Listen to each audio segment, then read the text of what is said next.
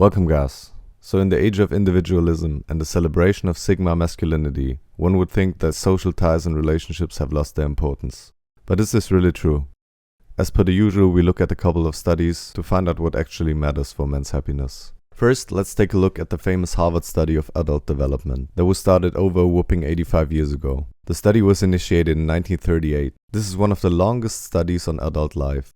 Research looked at the way these people lived their lives and how their health and happiness developed. The study finds that close relationships more than money or fame is what kept people happy throughout their lives. Good social ties protected men from a decline in health and kept them happy and fulfilled. They found that, quote, people who were the most satisfied in their relationships at age 50 were the healthiest at age 80.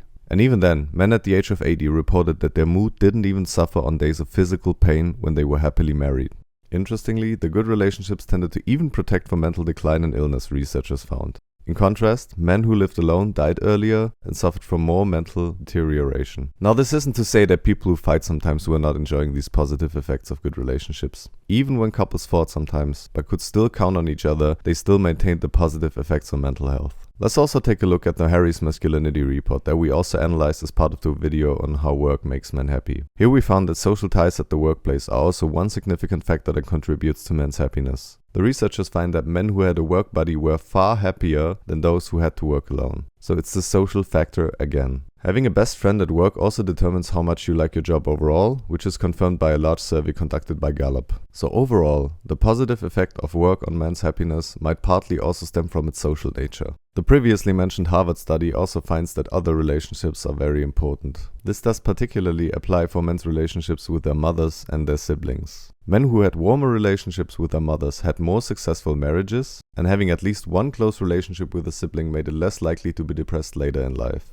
So we can definitely say that relationships keep men happy and good ties to family and work buddies are contributing to this too. But what about other friendships?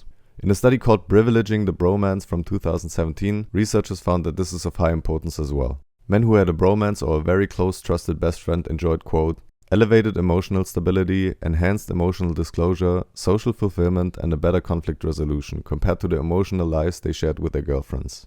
Now I would describe a bromance as a very celebrated and intimate trusting friendship. In the study they found that this, quote, offers young men a new social space for emotional disclosure outside of traditional relationships. So what can we conclude from this? Possibly the most important factor for a man's happiness are his social ties. Even when it comes to work as a factor for men's happiness, social ties within this context play a major role in making a man happy. Our primary relationships are what keeps us happy and healthy way into old age. Relationships to mothers and siblings are also of a particular importance, and so are intimate and trusting friendships with other men.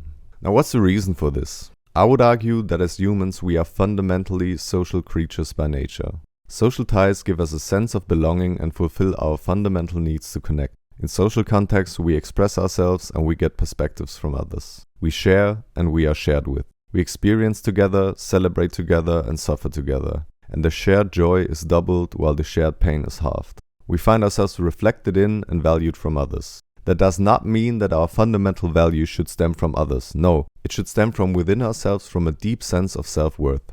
But in company, we can bring this innate value to full bloom by making ourselves heard and seen, and also having the privilege of these things being shared with us by others.